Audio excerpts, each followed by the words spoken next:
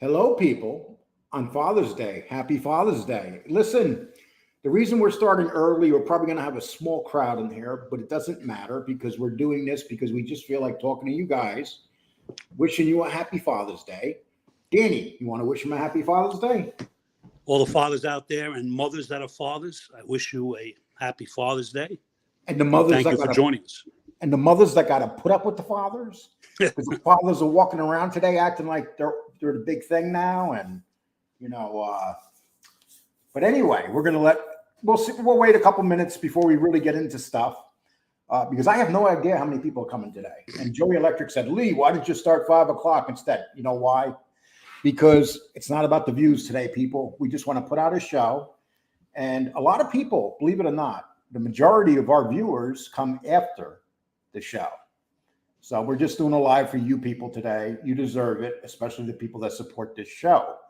And let me see who is here. Let's see the faithful people that showed up. Alaska 556, Predict and Win, Joey Electric, Ryan Davis, Bendy Over. Okay, that sounds like a prison name, doesn't it, Dan? Bendy Over. Like if you have a cellmate named Bendy Over, you're in trouble. You better get out of the fucking cell. This can't be wrong. Thank you for showing up. Joey Electric, of course, once again. Steven Marinello. Bunghole the dog. I didn't know there was Bunghole the dog. Tommy Stiggs, happy Father's Day. Thank you, my man. And same to you. And thank you for showing up. Jeff Tilley. We appreciate you being here. Christopher Capello just came in. We got some interesting stuff to talk about today. We're going to talk about John Gotti, Locasio, and the hit that took place at Spark Steakhouse. It's an interesting story, and we'll get into it in a little bit. And you guys it just show you a lot that goes on behind the scenes when a hit is done, right? Would you say that, Danny? So, Danny, when you did your last hit, how many people knew that you were going to do it? 70. Okay. Lucky Luciano, Adrian Lamelli. I'm sorry if I mispronounced it. Ian Shepard, Delacroce. Oh, Ian Shepard, you added to your last name there, Delacroce. Danny Bay Ridge. I think you have a follower now, Danny Bay Ridge. Or you're not from Bay Ridge, are you? No. Coney Island and Gravesend. Okay, unless maybe it's really a Danny. Lakeisha Hollis, Mr. Fugazi, how you doing? You guys are starting to pour in now. I never know what to expect, Danny, when we do this show. How many are going to show up? Like today, I was like, should I even do a show right now? And I'll be honest, if we have 100 people loyal people on Father's Day, I'll be happy. But I want to talk about a couple things. I'm not going to name this individual, Danny, but I'll give you a hint.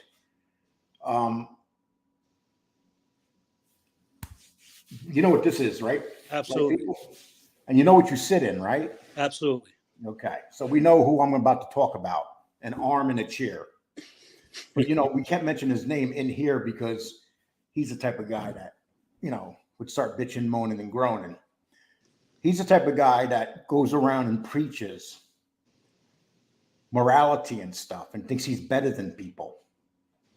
But in reality, he's the worst of the whole lot. Worse than any of us. You know why, people? Because we come on here and we work hard. We don't go out looking to buy subs. We don't go out looking to buy views. We don't go out to look buy it. Danny, what do you think about people that have to come on here and cheat? Well, listen, I'm not too savvy with this YouTube, but what I understand is when people buy subs, I don't know the logic behind it because it's phony. Well, subs, views, this is good. Sub, views, and comments. You could buy them all. Oh, I didn't know.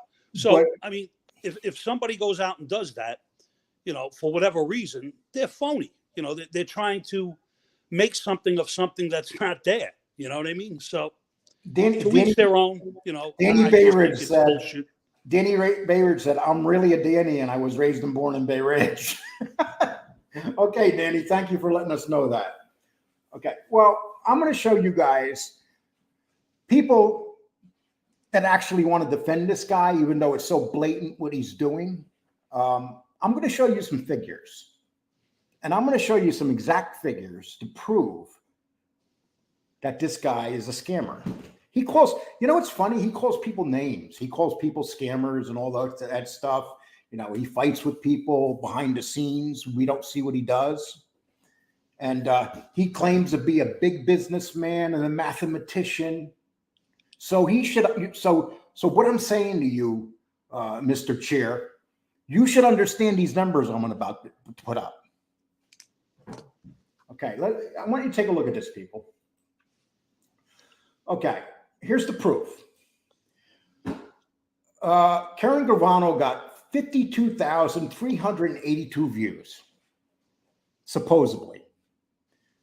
101 comments and 179 likes. So what does that mean? That you're awful at what you do and only 179 people liked it?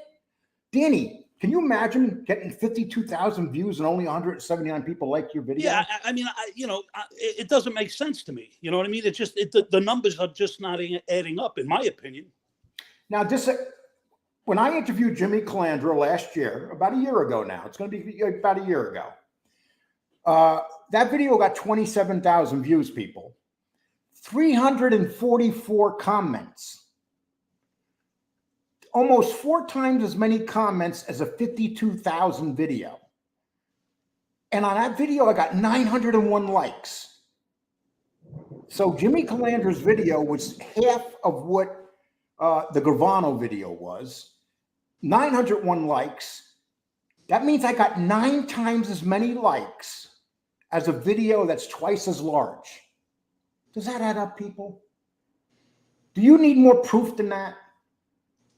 And then, you know how blatant, and this guy doesn't give a shit about people? He leaves it up, even though he was caught, Danny. He just leaves it up. Well, he might come back and say, watch his back door. Yeah, watch his back door. He wants everybody to go in his back room with him. He would never show those real figures. You would never show those real figures. Now, he did Gene Barillo also. We're going to get into Gene Barillo. As people know, I did a Gene Barillo video, and the same day, about an hour later, instead of waiting to the 21st like Gene Barillo asked him to, he put the video up. You know, I guess he was kind of pissed that I put the video up. And he wanted to prove that he can get more views than me. But here's the thing. They're not real. The videos, here's more proof. Okay. And proof is easy with this, people. This is Gene Barillo right here.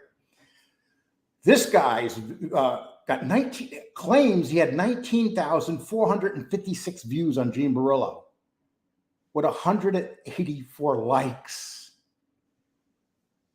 So is he that bad at interviewing that only 184 people liked him, Danny? It seems to be, because these numbers are crazy.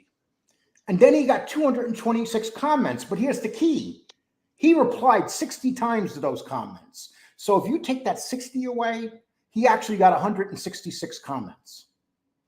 Yeah, now, that's very low for, it just, to me, I'm not a scholar, but I mean, it makes sense that they don't make sense.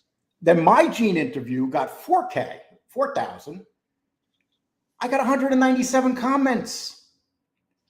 For a video that's 1/5 the size of the viewers that this person got. I got 209 likes. So that basically means for a video that I did that's 1/5 the size, I got more likes than him on a video that he claims got 20,000 people. It's all in the numbers. It's right there for anybody. See, these are the people that ruin this thing that we are on YouTube, the thing that we come on here and we take pride in building our shows and stuff. You know, you'll see FBS, myself, even MRE or Angel Gotti. Every one of us have one thing in common, and it's probably the only thing we have in common. We don't cheat on our views. We don't cheat on our subs. We don't cheat. But then you got people that come in here They got money out the ass and they cheat because they can't hang with us guys. They're not capable. So by buying subs, by buying views, by buying all this stuff, they feel like they can hang with us. It makes them feel better inside. But these people that buy these things, you guys laugh at me, but they don't have the it factor. They don't have it. So they got to cheat to pretend they have it. That's what it comes down to. Okay. I'm not going to stay on that too long, but Danny, the way that's been explained, what do you think? It's kind of puzzling to me how, a content creator can go out there and get somebody like Karen Gravano or Sammy the Bull or whoever they get, and the numbers are not matching up. Them numbers, particularly with the Karen Gravano, should have been a lot higher, in my opinion, and they weren't. So, the conclusion is that if the numbers don't add up, and he's supposed to be a smart guy, the way I look at things, they don't make sense. They're not true. Yeah. And I didn't want to come on here and talk about this, but it's so blatant, people. And for 2 days, the guy drops a video right after I drop on the same subject. Right on the same subject. And, what is this? It's like, you can't figure things out yourself. You can't do your own shows. You can't be respectful. You had the Gene Barillo one. Gene Barillo wanted you to hold on to that video until the 21st. But despite me, you have to put the video down at the same time. So you can walk around in your high and mighty in your big house. But the fact of the matter is, anybody with a logical mind, anybody with a little bit of intelligence knows that you are not real, dude. You're like a district attorney that just got caught basically committing a crime. So this brings into question everything you've ever done. Can you pretty much say that, Danny? This brings into question everything he's done, his numbers. Well, sure, because if the numbers aren't there, and you're proclaiming something that's not there, not anticipating somebody to look at the evidence per se, then you're a clown. I mean, you're just making up shit. Exactly. Okay, and we're going to get off that subject. We don't want to give him too much credit at time because he's just not a nice person. He has to live with what he does. He knows what he's doing. He could deny it all he wants. He could talk about his back door, his back room, the back of his house. He could talk about all that. But you know what? A couple of lowlives like me and FBS will get on here and we will build our shows honestly, people. That's the one thing we can guarantee you. We will not buy subs. We will not buy anything. Besides being broke and I can't afford it, and Danny won't lend me no money to do it. Okay, so Danny's bragging today, people. And because he got a delivery today. Oh, yeah. Yeah, he got a delivery to his house today. And his Father's Day gift came on a Sunday. And now his phone's ringing. Yeah, hang on, let me get it. Okay. So I'm going to show you. Danny's been waiting 10 days for this, people. And so he just got this. He got a brand new John Deere and he's all excited. He's like, Lee, we got to get the show over quick because I got to go mow my lawn. And so he got his John Deere just delivered. So he was showing me the pictures of the John Deere, people. And before we move on to the John Gotti story, I got to show you one more funny thing, people.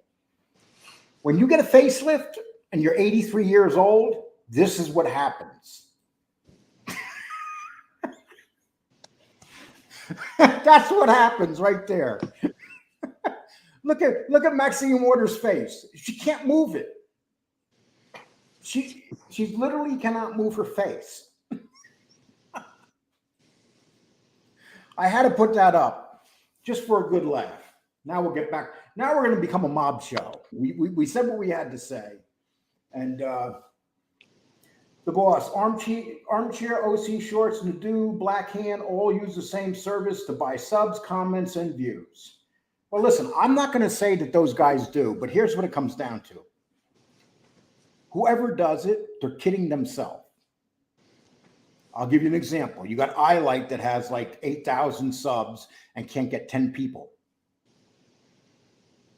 It's so blatant. They call us criminals. They call us drug addicts. They call us all these names, but we're doing it honestly, people. Gunsmoke, how you doing, my man? You better have a show tonight. It's Father's Day, Gunsmoke. If you don't have a show tonight, I'm gonna do a show on you. Danny and I are gonna do a show on you on Tuesday, Gunsmoke. Right, Danny? Yeah. We got to figure out what we're gonna label it, right? We'll figure it out. Gunsmoke the Dawn. He likes to sleep all day. I don't know. We'll talk about something. You better have a show tonight, brother, because it's Father's Day. I want to be on the show with you tonight. Okay? There's a guy, he has talent. He puts on a good show, and I got to beg him to put on a show, and so does FBS. This can't be wrong. That's a freaking awesome stuff right there. He's the happiest father around with gifts. Well, listen, today's a very special day for fathers. This is when you discover how much your kids love you. Mob Talk Radio, happy Father's Day. Happy Father's Day, Jeff. Happy Father, and we appreciate that. Thank you very much, Thank Jeff. you. Okay, let's see. A matter of fact, I called Jeff last night because I wanted to ask him about what we're going to discuss. Because as you know, Jeff knows a lot of stuff. And I just wanted to ask him basically about the fact that we're going to talk about right now. We're going to talk about John Gotti and the hit on Paul Calandra.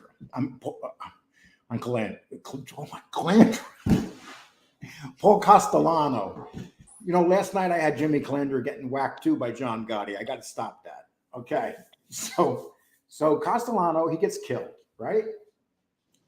And Danny, it's Christmas. It's 1985. Dela Croce just dies a couple weeks earlier, and John Gotti decides that he's going to kill Paul Castellano and become the boss of the family. But during this time, he had a very close friend. And why don't you explain who the friend was and what happened?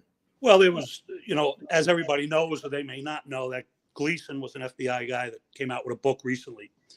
And there's some FBI tapes that were released that more or less the evidence is that Frankie Locasio had no knowledge of Castellano getting hit. Now, there could be several reasons why he didn't know. But the interesting part is that he didn't. Because up until that part, Gravano, Locasio, and Gotti were up in Sorelli's apartment. So them three guys, you would think, would know what was going on.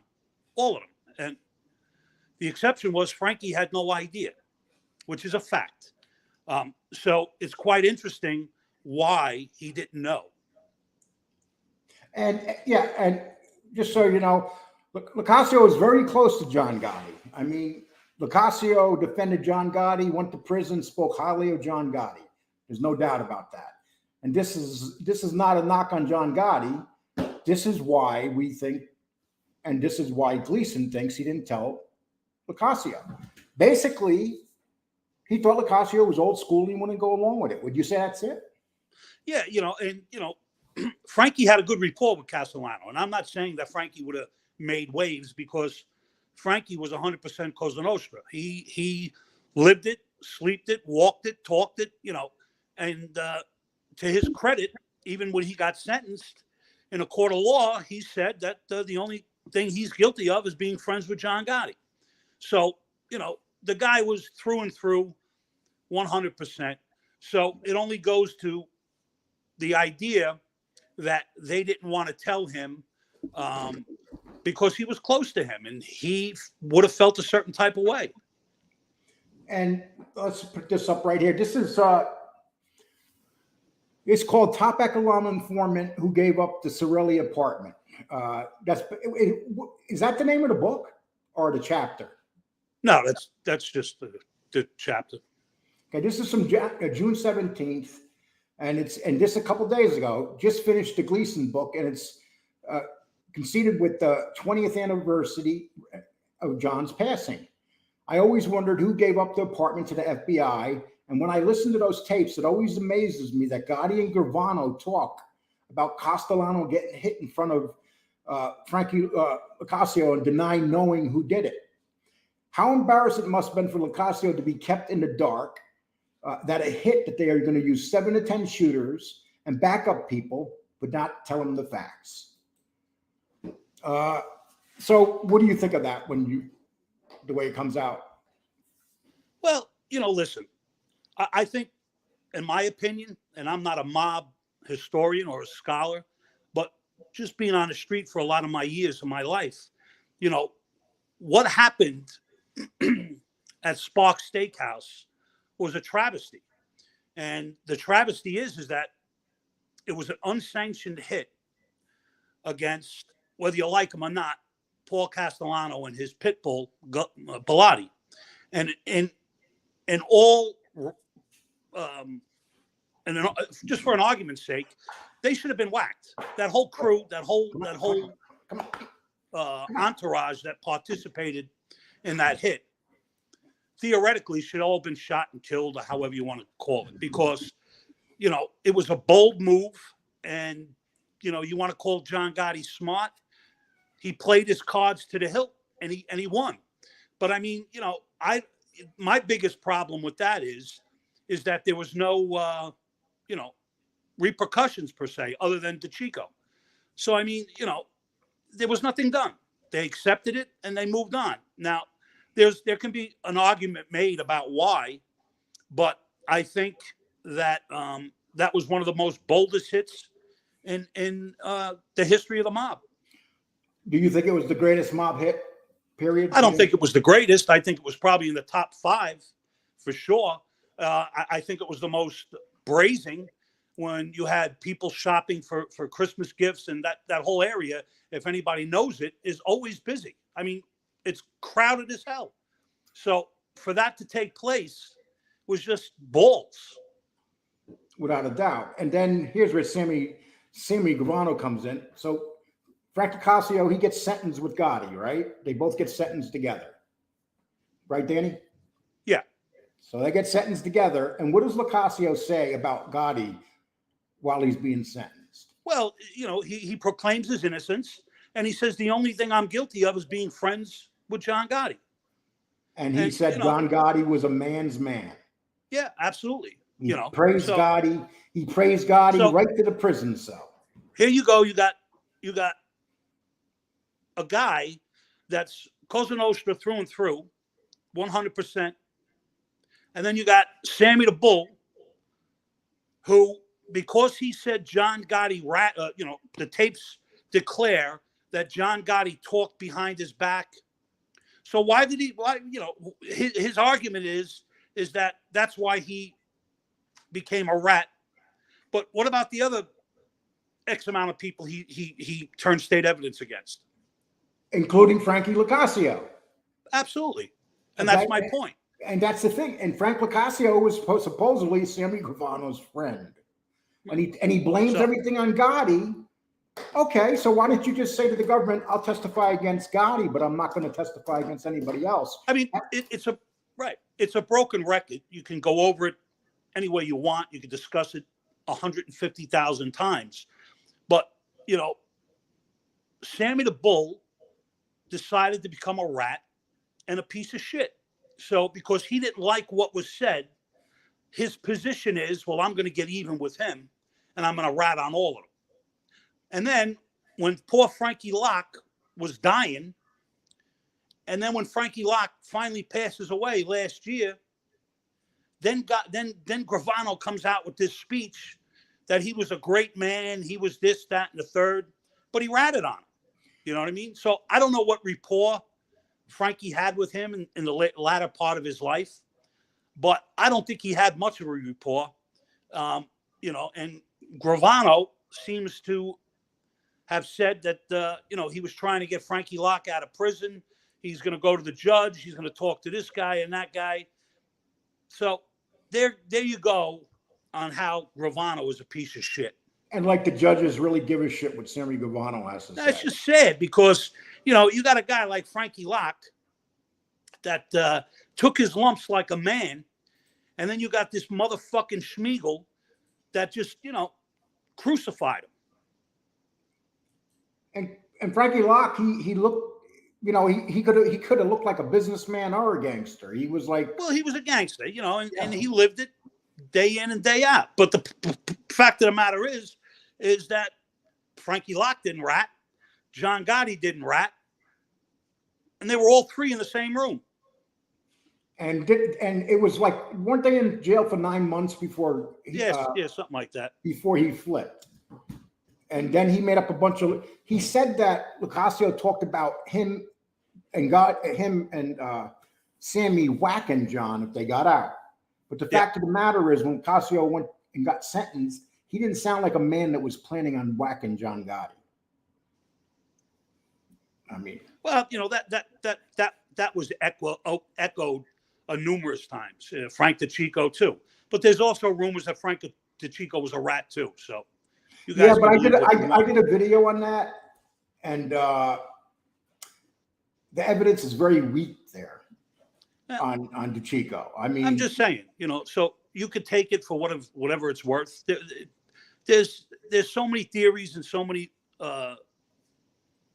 background on these guys. Who the fuck knows? And quite a few of them are turning out years later to be rats, but I don't trust the FBI telling us who rats was and who they weren't, because they did that to Persico. That was just a fallacy in itself. So, but they gave Persico the same number as the guy that really ratted, and if anybody checked the report, they would see that number was near guys the FBI was claiming ratted. Well, Sonny Francis believed that Persico was a rat. Yeah, and that's another video I did, and I checked into the evidence. The only evidence was the FBI saying so. And who's going to believe them? Look what they're doing now, people. Why would anybody believe them? Okay. If you guys want to put some opinions in on this, let's see. Ian, the tapes were at heart of everything. It was all fucked up at one point. John and the rest of them had the scraps. It was all over after the commission. Danny, what do you think of that? Yeah, I mean, listen, it was dog eat dog. And when it came down to who was going to be a man, if I can use that terminology, they found out who was the real men.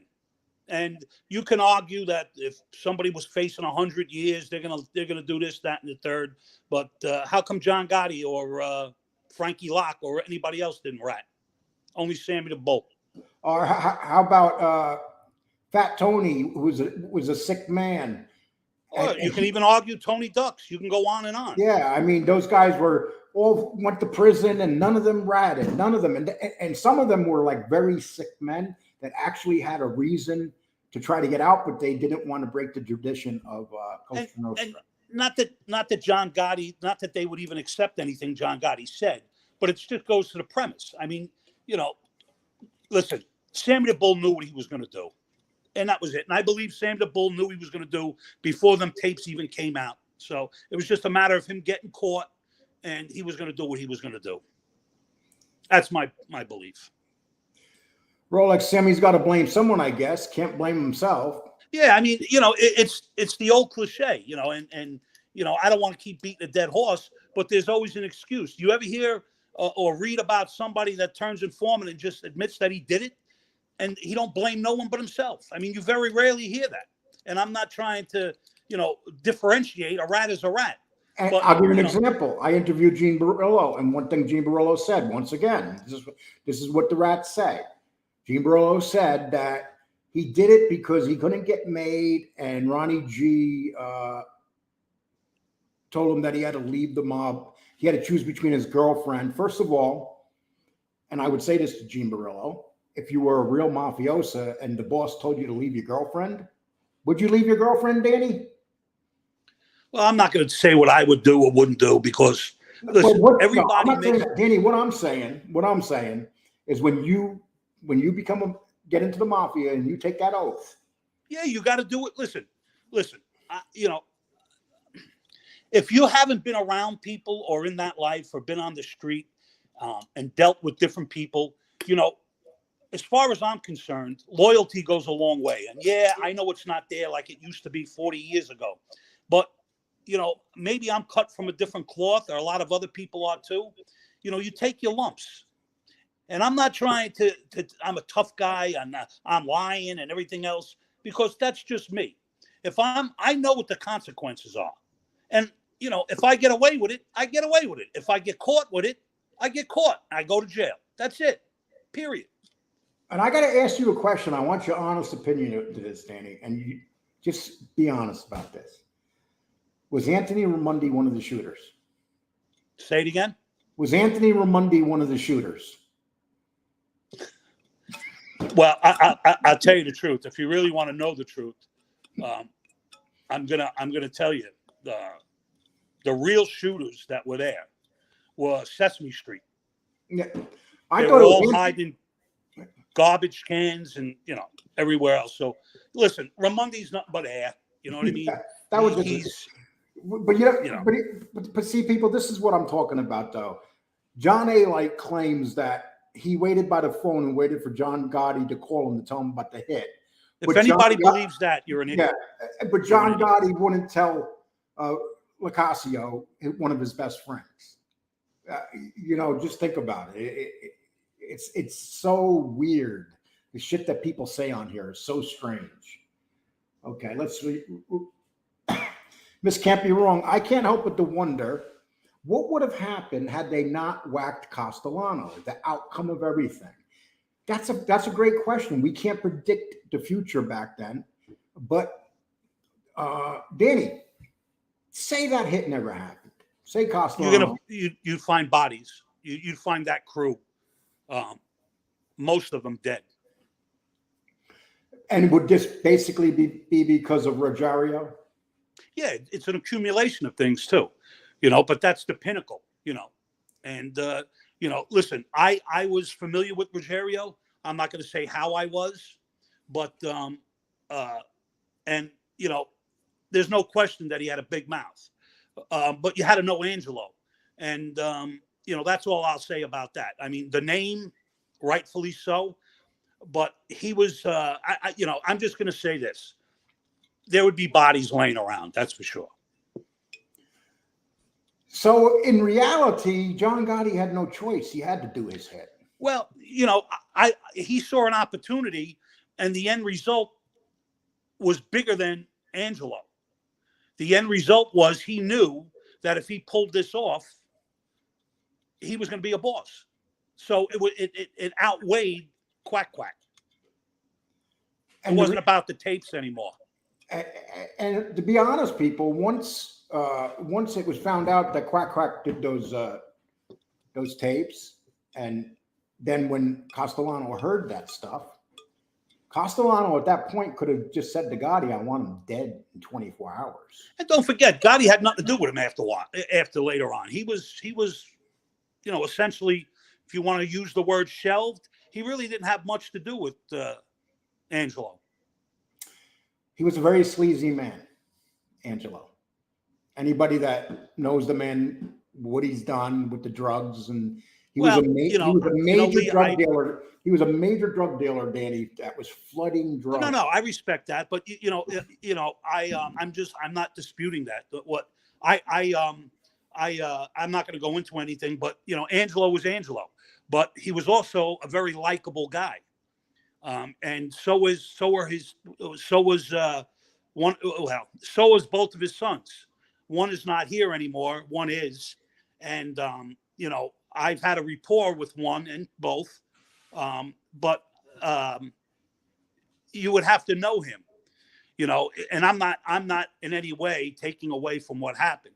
All I'm saying is, there's a lot of people in that life that are garbage, but there's also a flip side that a lot of people don't realize. And I'm not saying that the good outweighs the bad or the bad outweighs the good, but you can't tell a family member that, you know what I'm saying? So it is what it is. Yeah, I understand what you're saying, but you know, Danny, I totally respect what you're saying on Rogerio, but looking at him, and I put some videos up on him and researching him. I respect it. I mean, I'm not going to argue with you. know, I just, it is what it is, and I keep saying this that guy because was it's a common. This guy was controlling at that time, one of the biggest drug rings that was literally across the United States. I mean, it wasn't even in New York. It was huge. He was flooding this country with drugs. And that's after the plane crash of, I forgot who's the guy that died in the plane crash? Sal. After that plane crash, that's when Ruggiero really got involved. And well, he got everything his brother had. So he got everything, exactly. But that's the difference between me and Danny, people. Danny understands this life a lot more than I do.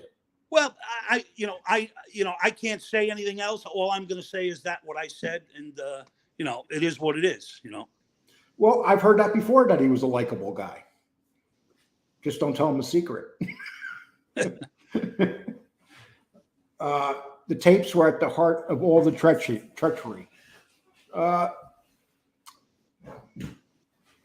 Why is it with gangsters that so many of them have been caught on tapes talking so much? Well, listen, all over the country. Who would ever thought Sorelli, the old lady's apartment, would have been bugged, realistically? And I know you say, well, it was just a matter of time. That could be, but they had such a concrete area to talk their business, and they got an informant that divulged that apartment, and they were lucky. How many laws do you think that the government broke to wire that apartment? Listen, I'm not a lawyer, but I'm sure they break a lot of them. You know what I'm saying? I don't know the logistics as far as, or the legalities, how they got into Sorelli's apartment and were able to get a warrant for to drop a tap. But I don't know. But it's, they did. What made that warrant really questionable was the fact that it was for an innocent person's apartment. That really it was for an innocent person's apartment, but they believed the informant. So I think they were able to obtain that warrant. It was a great move. It was the downfall of that family. Because they tried the Raven Knight 100 times. They couldn't do nothing. And how did they try the Raven Knight? Oh, they broke in there. They set wiretaps in there. Some worked, some didn't work. They couldn't hear nothing. So it was just a waste of time in there. They did it a few times and they couldn't get nothing. And that's the funny, that's the amazing thing about this hit that took place in 1985 with Castellano. They could never pull that hit off nowadays. With the cameras and everything, it would be impossible. Every car that was on that street, every person that moved throughout the whole city, they would look at these cameras and they would be able to solve that shooting real quick. I mean, that's how different our society is now compared to then. I mean, it was the perfect time to do the hit. Okay, Joey Electric says Tony Roach Rapino and John Carniglia were two of the shooters who killed Paul and Tommy. Were they named two of the shooters in the end there, Danny? Yeah. Okay. That's what's been reported. Do you agree with this? Sammy had no friends. Code of the Streets, Lean Danny, happy Father's Day. Thanks, Mike. Happy Father's Day, bro. Deadbeat, happy Father's Day. Yeah. Only if you're not a deadbeat, happy Father's Day. Fugazi, there was only 5 people that conspired to take out Castellano. Gotti, Gravano, Chicchio, Dibbs, Joe Armone, Frankie Locke knew nothing about. No, I believe there was 7, and I don't think Joe Armone was in there. Frankie Locke knew nothing. I had the numbers down, but I forgot what they were. But there was actually 7 shooters. Now, who actually shot them? I know Studo's gun jammed, so that you could take him out of the equation right off the bat. So, it's argumentative who actually killed him. Right. When you think about it, You know, one of the biggest things people do in New York now, it's so stupid. I hate when I see these. People go and lay down in front of Starks and lay on the ground and pretend they're shot, and they take pictures and they send them to their Facebook and stuff. Well, these are fanboys, and they want to say that they were in front of Sparks, and that's where the notorious hit happened. So they want to become like, look at me, look where I'm at, look at the pictures. I find it kind of weird to me, but that's just me. And can you imagine the last seconds of Castellano and Bilotti when they knew they were done? There was no getting away. They seen all these guns pointed at them. Well, they didn't see nothing. As soon as they got out of the car, they got fucking mangled. So it was a perfect hit. Yeah. Okay, Gunsmoke, I want you to hear this. Gunsmoke waited 45 minutes for your show. No show last night. You see, Gunsmoke, this is what I'm talking about, buddy.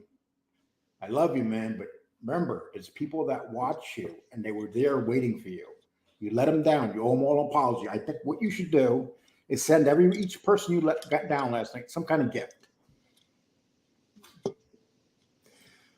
Sammy got to blame someone. Yes, we just read that. I'm sorry. That's why Gotti was talking behind Sammy's back, because he was acting like Paul with all the business. Okay. Well, nobody knows why John Gotti was doing what he was doing.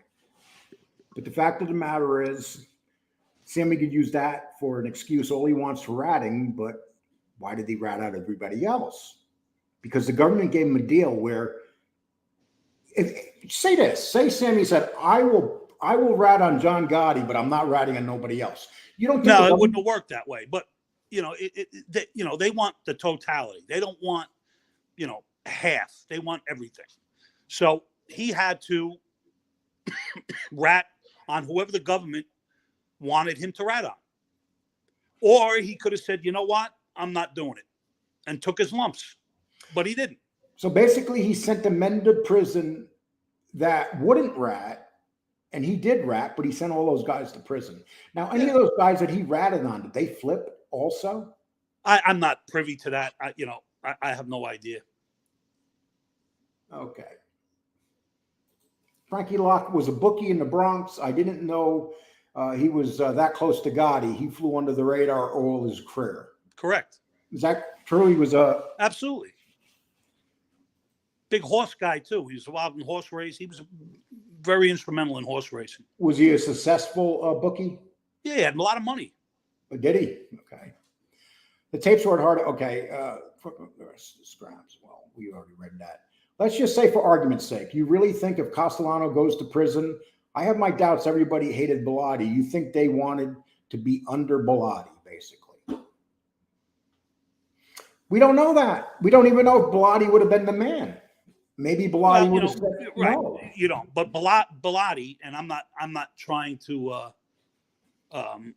talk bad about Bilotti, but there's been reports where he was dumb as a bag of rocks. I mean, he was really dumb.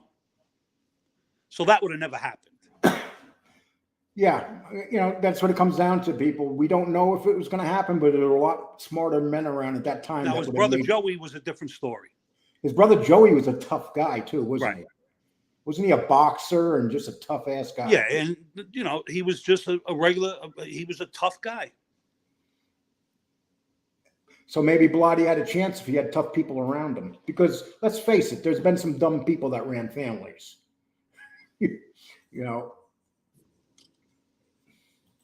Mickey Scar said the tapes where Gotti, Mickey Scar. I'm sorry, people. Mikey Scar said the tape where Gotti's asking Sammy what position he wants when Gotti goes to jail was BS. It was Gotti filling him out. What do you think of that? Listen, I wasn't there. I can only go by whatever's been reported. I don't know how true it is or how accurate it is, but it seems to be that's what the general consensus was.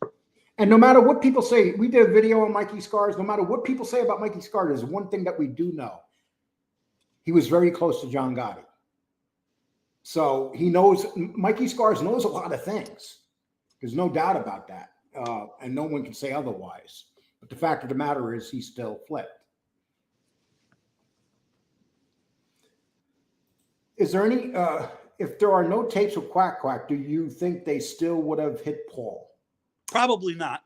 But, you got to understand, and not to take away from John Gotti. John Gotti was very, he wanted to be a boss, and he would have did whatever it took to become that, So I don't know what would have happened if that didn't happen, but you can rest assured John would have found a way. And you got to remember too, John Gotti was always a leader.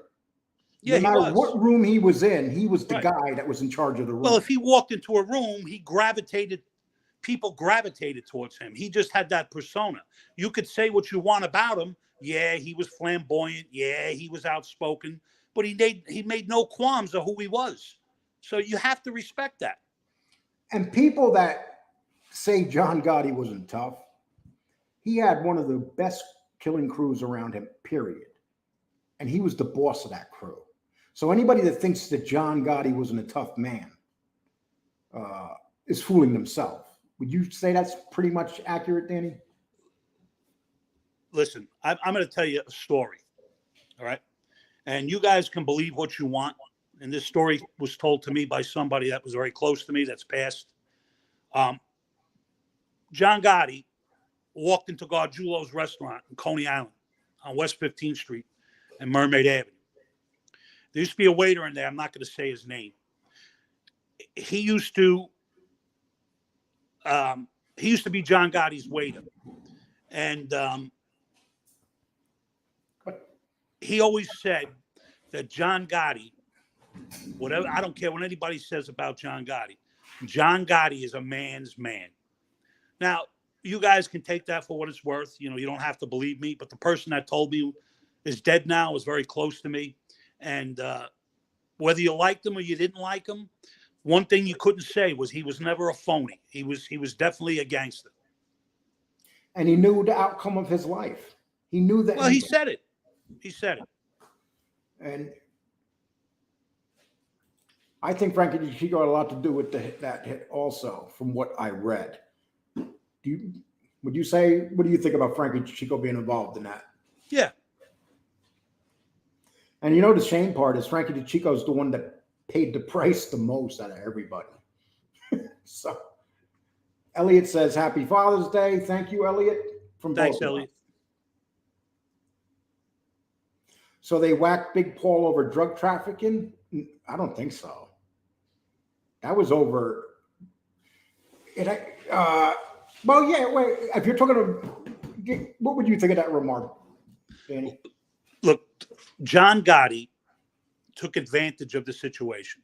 John Gotti, it was more than drugs. It was about position and becoming a boss. He saw an opportunity, he pounced on it, and he became the victor. And most likely, Castellano was on his way to prison. I mean, he had two major charges. Contrary to what a lot of people believe, now this is just my opinion. Some guys are going to argue and say I'm full of shit. Paulie Castellano was not liked by many street guys. They didn't see him as a guy that made his bones in the street. He was handed everything, had money, you know what I mean? Very successful. And, a lot of guys looked down upon that because if you don't start from the bottom, what is your legitimacy? And I'm not taking anything away from Paul Castellano. I'm just voicing my opinion. And a lot of people resented the fact that Neil Delacroix did not become the boss. Would you pretty much say that's accurate? Yeah, I mean, when he was slighted and Carlo gave the position to Paul, there was a lot of animosity, and a lot of the animosity felt on John Gotti's shoulders because John really felt that Aniello was due that position. And John Gotti, however way you want to think about it, held a very bad resentment, and he took advantage of the situation, and he became boss. And think about it. Neil actually thought he was going to become the boss. I mean, it's like, he was surprised. I mean, yeah, but again, to his credit, Cosa Nostra, he accepted it. The boss is the boss is the boss. And a lot of guys don't understand that philosophy, but he did, and he accepted it, and he told John to sit down. Let it be. And they did the hit. They did the hit 20 days after. When Del Croce died, Gotti said, "This is what it's going to be." And again, it was more than quack quack. Sammy thought he would maybe get out. He knew John wouldn't. Sammy thought John was gonna get whacked. I don't think Sammy would have got out. I mean, those are some. He was facing the same charges. I mean, he was facing some really bad charges. If Sammy thought he was going to get out, you think that he would have taken? You think he would? I don't know. He did get out, after ratting, but he would have never got out if he didn't rat. Yeah, you got to look at what the charges were. I mean, there were so many of them. I mean, we're talking murder charges. Tons. Yeah, they had so much evidence. They literally had the murders they did and who they murdered. I mean, nobody was getting. This is why Sammy did not have to rat. Sammy could have just accepted it. They were going to prison no matter what. Sammy didn't want to go to prison. So Sammy ratted. That's the fact of the matter. Sammy didn't do it for any other reason except he didn't want to go to prison. And people say, well, he didn't rat during the drug charges. That's because he was the top guy there. They wanted Sammy. They didn't want anybody above Sammy. They wanted Sammy. What was he going to rat on? He was running it. He was running that whole drug. To this day, he blames his kids. Sammy still blames his kids for that drug stuff down in Arizona, saying that he had to help them because they were involved and stuff. Sammy, do you think that Sammy's kids would give Sammy a hard time if Sammy says you ain't going to deal no drugs? No, it's all bullshit, people. Okay. Paul's biggest mistake was getting rid of DeMeo. You might have a good point there. I always said this. You can't eliminate the main hitter of your family and expect others to be loyal after that. I think that's a good point. What do you think? Well, if you have a guy like Roy DeMeo, if you don't keep him on a tight leash, Roy DeMeo became an asset. And, you might have a legitimate point as far as, getting rid of him. But you also got to understand he was a cowboy and he was out there, doing bad things. And who knows what he could have ratted too if DeMeo wasn't killed. Who the fuck knows? And DeMeo killed a lot of innocent people. He didn't just kill gangsters. He killed a lot of innocent people. That's what separated DeMeo from a lot of these other people. A good amount of people that were killed by Roy DeMeo were innocent people. They had nothing to do with the life. The Bloody Hot was actually Ramundi 2 miles away with the sniper rifle. Okay. You got to give Ramundi credit. We still talk about him. Gotti's crew and the heroin was a huge deal. The brother did 30 years. And that's another thing I'm going to tell you about. Why Gene did not take his plea deal? Because listen, John Gotti made rules. Whether you agree with the rules or not, they had to be followed. And to Gene's credit, he listened to his brother. He did not take a deal. Neither did Caneglia. And they took their lumps and they went to prison. Now, you could say Peter Gotti took his lumps too, didn't he? Peter Gotti took his lumps. Listen, Pete had no business in this life. I'm not going to talk bad about Peter Gotti. There's a lot of things you could say about Pete. He should have just stayed a sanitation man. That would have been his best bet. For Christ's sakes, it was the 80s. Every blue-collar crew into the coke and heroin, the money was too good. What does that mean? That you have the right to deal coke and heroin? I'm sorry, I don't know what you mean there, my man. For goodness sake, everybody was into it.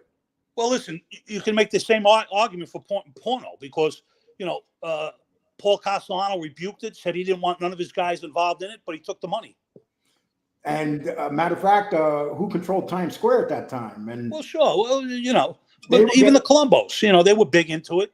And but to say it's hypocritical to say you want nothing to do with drugs, but there was an envelope every week being brought up to him and taking it. So he just turned the bat out. He turned his back, and all of them did. So it's a fallacy to say the mob was never involved in proceeds from, drug dealing. That's bullshit.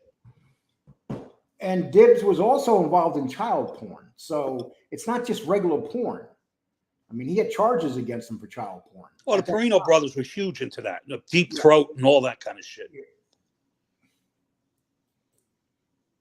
Puerto Rico case, I don't think Paul was strong enough for jail time with all the pumps and weird stuff going on. Yeah, what would he have done? Would they have taken his penis pump away if he went to prison? Yeah, he would have. Always believe Paul had ratted without a doubt. You can't say that's unfair to Paul Castellano to say he would have ratted without a doubt. How do you know that? Paul Castellano was in his mid-70s, people. So why would he have ratted? I don't. There was never no evidence that he would rat. It's easy to put that label on people, but didn't the Gotti crew get inundated on drug trafficking charges later on? A lot of them, of course, they all did. I mean, that hit the Gotti family, as a matter of fact, pretty hard, drug charges. Okay, Wise Guys. How you doing, Wise Guys TV? I'm actually in the middle of doing a video of the guys involved in the Castellano hit, so I'm glad that I get to hear this take off. Yeah, but you're probably a lot better at orchestrating it. But it's an interesting topic, and there's just a lot of information out there about it. And we appreciate, Wise Guy, that I hope that you enjoying this conversation we're having.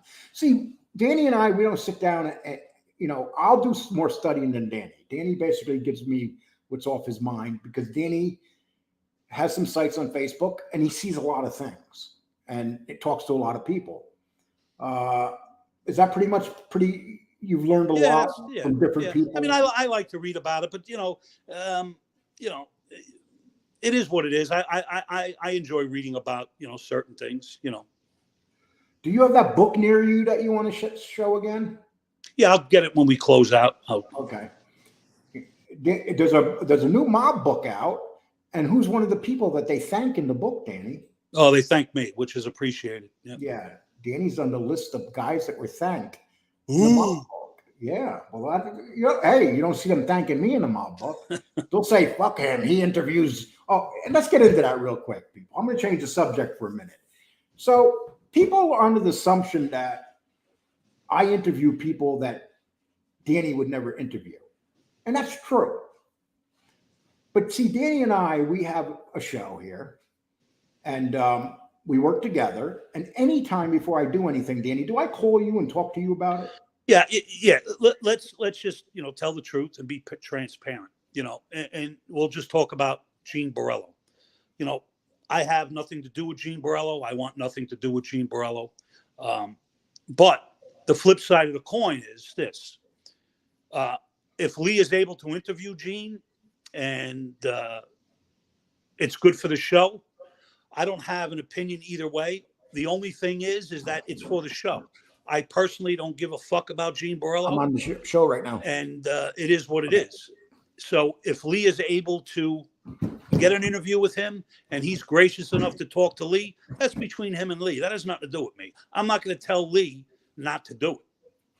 And we have two different philosophies here, people. Me, people go, oh, they platform rats. You'll hear MRE say that and all that, but they got rats around them. It's the biggest hypocritical BS going. The fact of the matter is this: if I say a rat comes tomorrow and wants to be interviewed, Danny will just say, Lee, I'm not going to be part of that interview.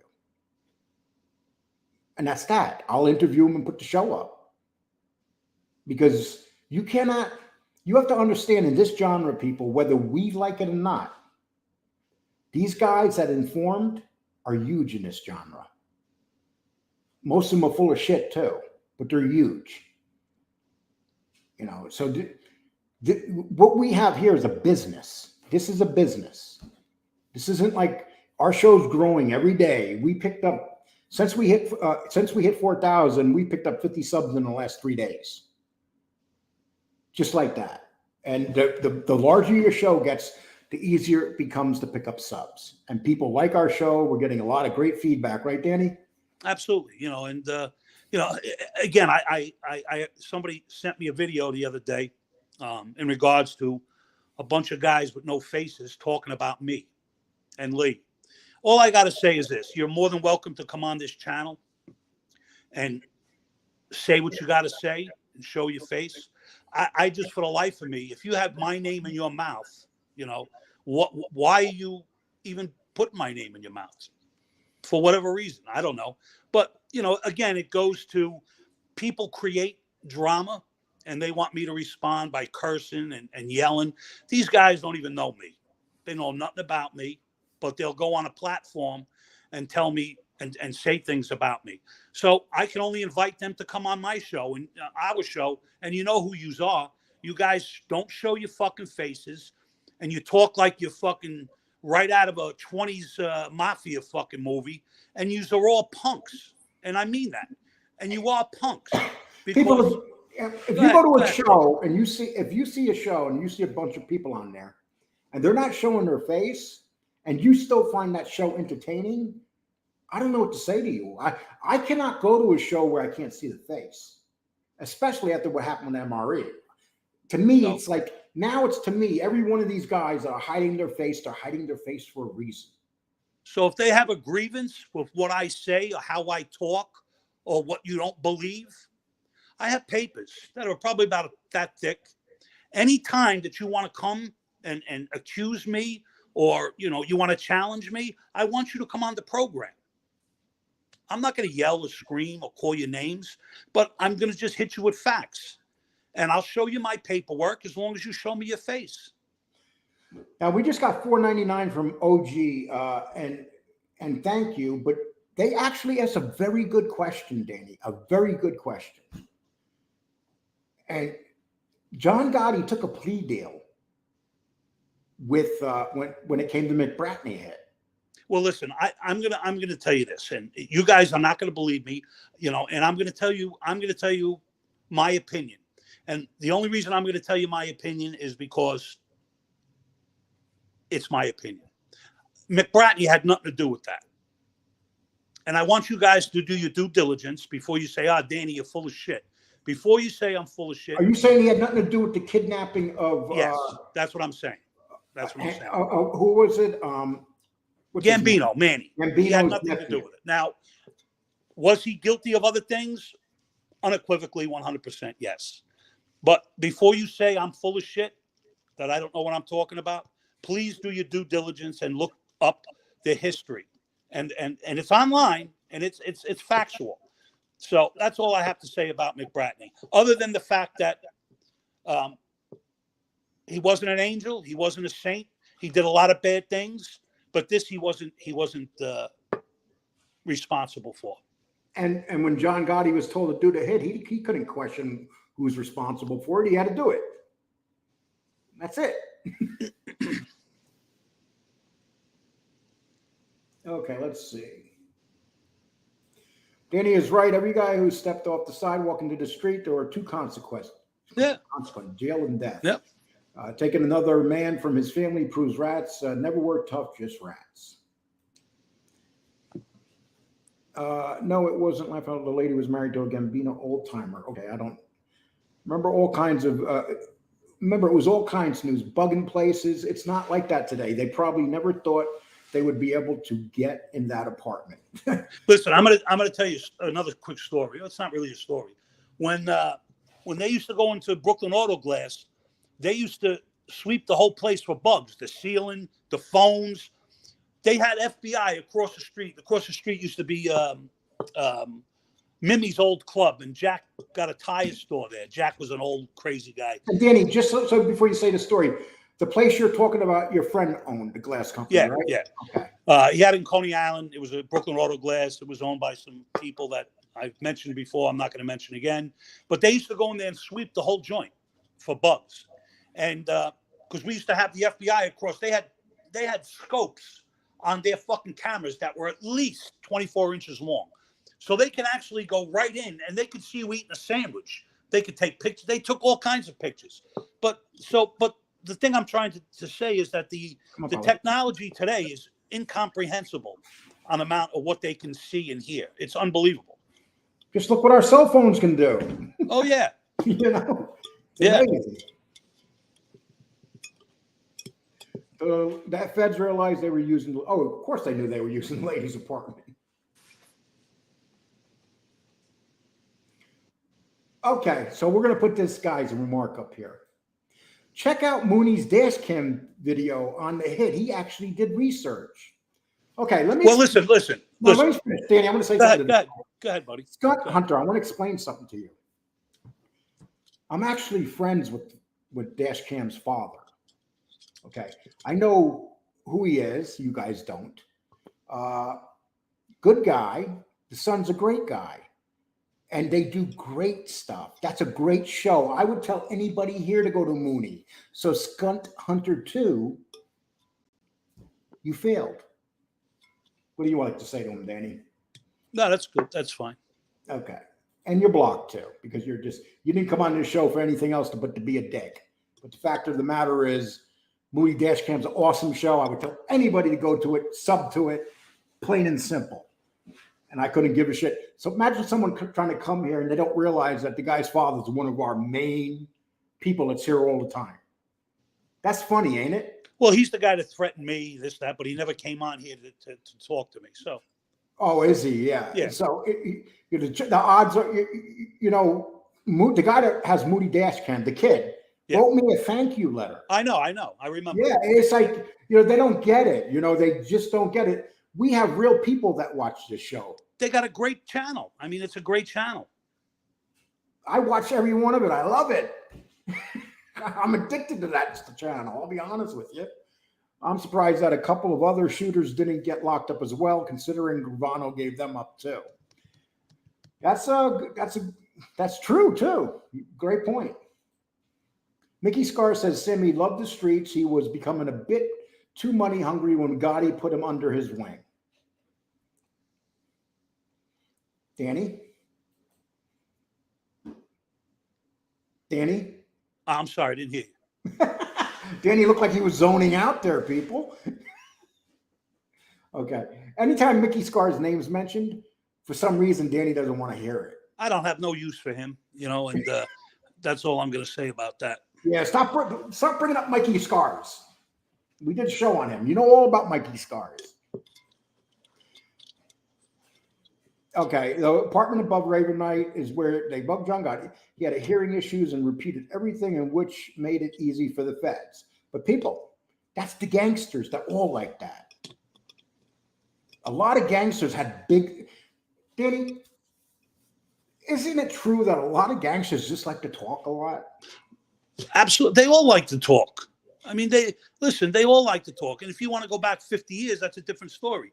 But your modern day gangster, wasn't afraid to yell in the middle of the street, scream, talk in the social club. It was normal. Paul was not a gangster. He was a perfect fit for the mafia to take them to the next level. The corporations run the country and the world today, and Paul was a businessman way ahead of his time. What do you think of that? That's a matter of opinion. To a certain extent, this guy's right. But, when you got guys on the street, how do you acclimate yourself to have them like you? You can't.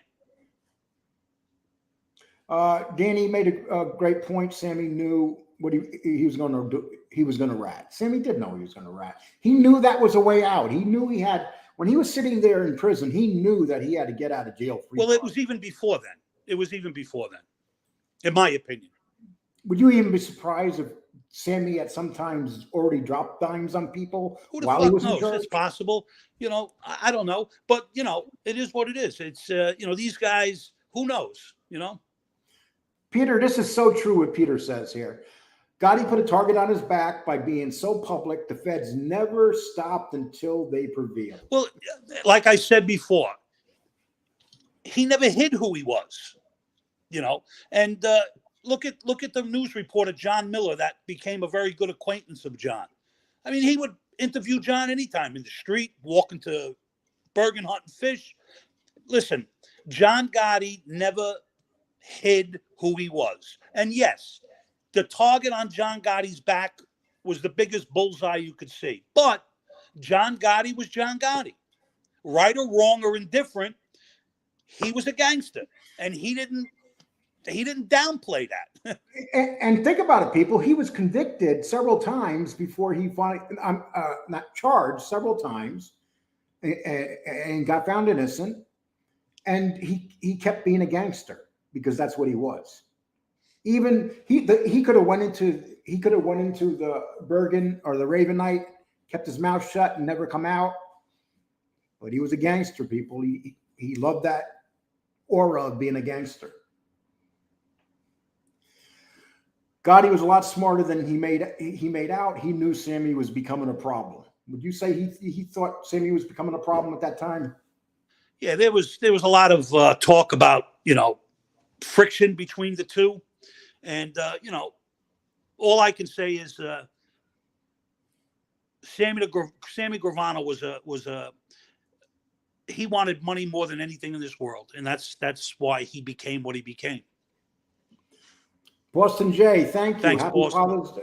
We appreciate that. Thank you, brother. Dave, originally from Brooklyn. Yeah, he has any of these so-called tough guys ever joined the show? Laugh Out Loud. They talk, but they don't show up. Meanwhile, all they do is show their face. Yeah, David, listen, I don't care what anybody says. You know what I'm saying? But if you're going to attack me, at least come to my face and say, Danny, you're a piece of shit. You're full of shit. But come on the show. Don't see what they do is they want to do this so there's an attack back and forth. So this show probably has fucking 400 or 500 subscribers. They probably get about 100 views, if that. So what they do is they try to create a problem. All I'm saying is if you have a problem with me or Lee or anybody else, go to their show and go on and get debated and show your face, because I'll show my paperwork. Yeah, and that's the thing. If you go on a show, people, and you see people attacking, I'll give you an example. I'll say his name, Vinny Green. He does a show. You'll see 6-8 people in his show and not one person showing their face. How could anybody find that entertainment? That's not entertainment. You know what that's called? Cowardly. Cowards. I don't attack anybody. So for them to have my name in their mouth, I don't understand. Just come here and say what you got to say. And when you don't see their face, always remember MRE and say this. Why? I don't understand. If you have such a big mouth, and you have hatred to somebody, come on and face them like a man.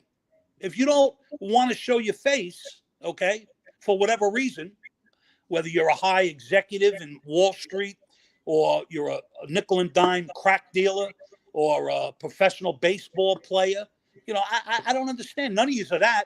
So if you have a grievance with somebody, come on here and dish it out. I mean, that's just my view.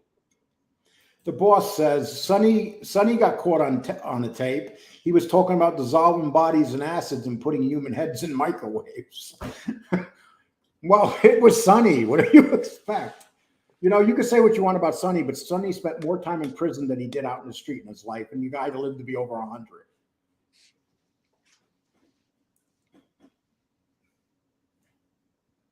Okay, let's see. They even have Chin on tape talking to his wife. It's on one of the documentaries.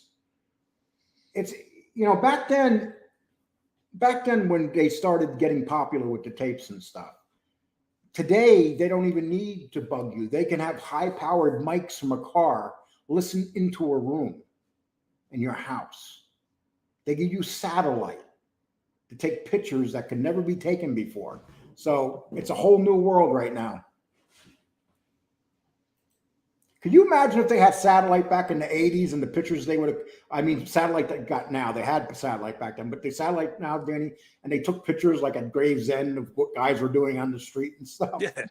And they can get. Now they got these fucking drones. It's crazy. They don't even need helicopters. Like if you watch Goodfellas, when helicopters, which we didn't know didn't happen with this scumbag Henry Hill, but now they would have a drone follow you. Yeah. Everywhere. And you can't even hear these things. Especially the government's drones. Can you imagine the way those drones are designed? DP, Scott H. Unfortunately, that strategy didn't serve Sonny very well because he spent more than half his life. Yeah, exactly. You know something? I'm going to tell you what my opinion is of Sonny, and this is where Danny might not agree with me. I don't think Sonny was a smart gangster. I just don't. I can't call the man that spends 50, 60 years in prison a smart gangster. You know, I just can't. But was he feared in the real gangster? Yes. Was he a smart gangster? I don't think so. Danny, would you disagree with me on that? Well, all I'll say is Sonny was a legend, and Sonny made a ton of money. Sonny was feared and loved, and Sonny was a product of his involvement. And whether he was smart or not, he lived a life, and he lived to a ripe old age that many don't. And every time he got busted, he went and did his time, and he didn't say to the feds, "Let me talk to you." You know, that's it. Can you imagine the people Sonny could have put away if he flipped? The Zips are running the Gambinos today, and have taken the family the way Castellano wanted to, and they stabilized the family after Gotti fucked up. Don, I know you're really not a Gotti fan, but let's face it. Some people love John Gotti, some people don't. That's what happens with great people. I mean, basically, whether you like John Gotti or not, he was a mob legend. You can't change that. How many people have songs written after them? And gangsters we're talking about. He had so much stuff done. You had a rap group named himself after Gotti.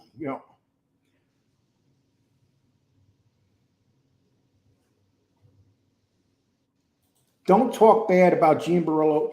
People, you can talk as bad as you want about Gene Barillo. Do you get it? I don't care what you say about Gene Barillo. I interviewed Gene Barillo. I talked to Gene Barillo. Would I trust Gene Barillo? That's a different story. It's that simple. So please, if they want to talk about Gene Barillo in this chat, let them, as long as they're respectful. Don't get dirty. But say whatever you want. That's what the chat's for. I'm not going to be a hypocrite and say you guys can't talk about a rat and we talk about all the other rats.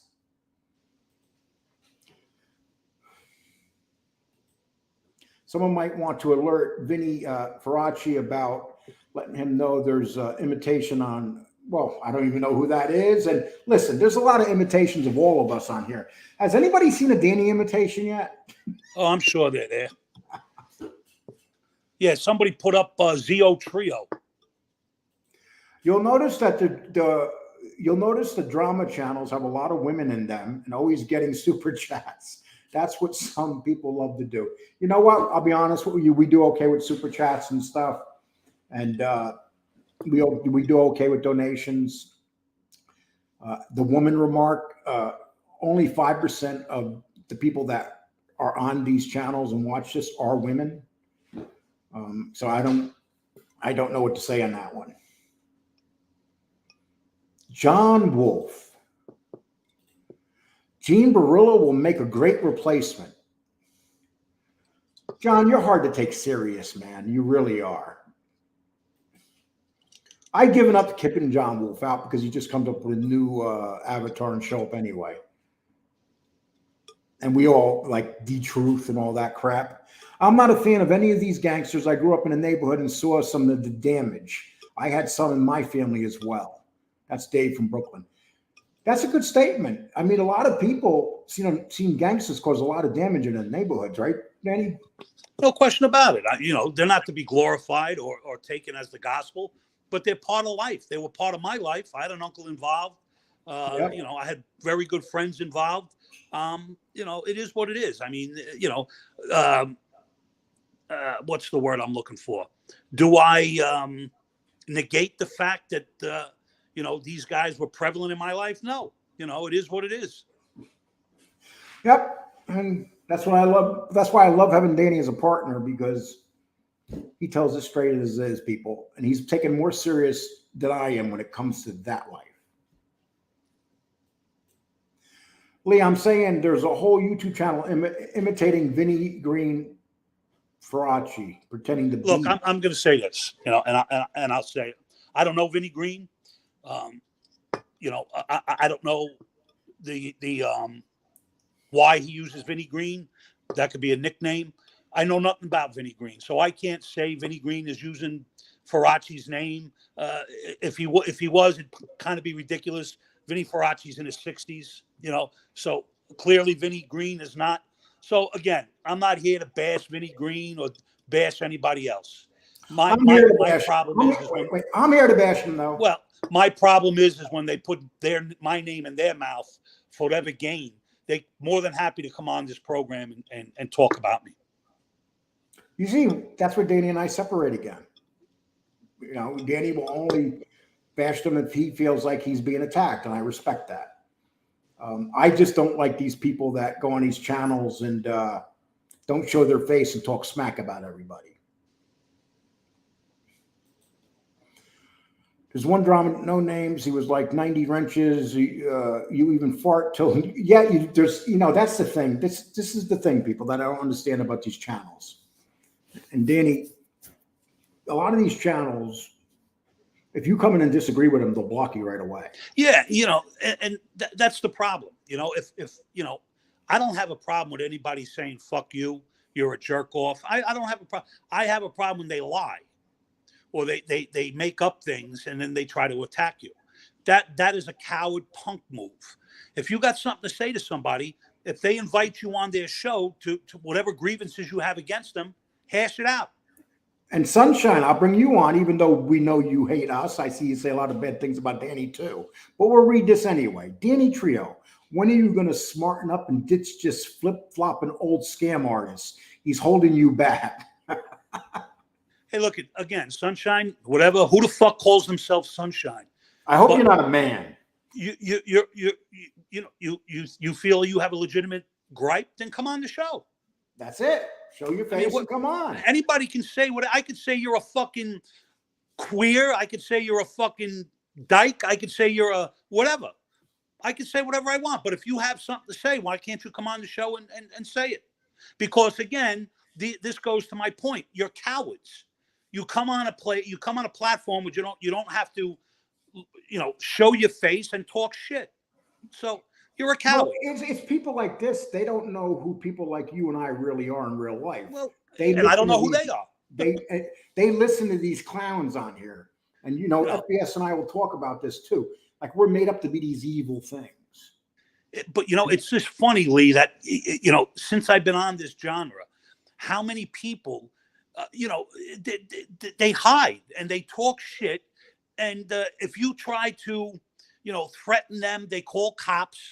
Or if you say something legally threatening, you can get police will come to your house. It's amazing how many rats and cowards you have on this platform. Well, this Sunshine used to be named Sonny, and he had one of those operations.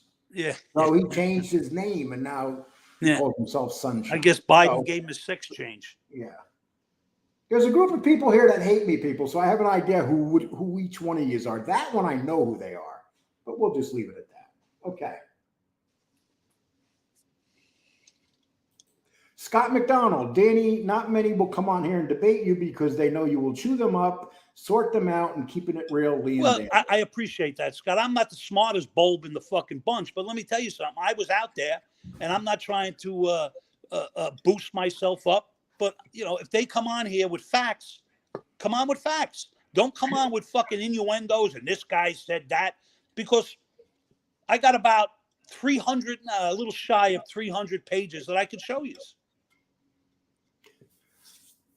A matter of fact, the great Vinnie Green is going to be starting a cooking channel, and he said he doesn't want to show his hands.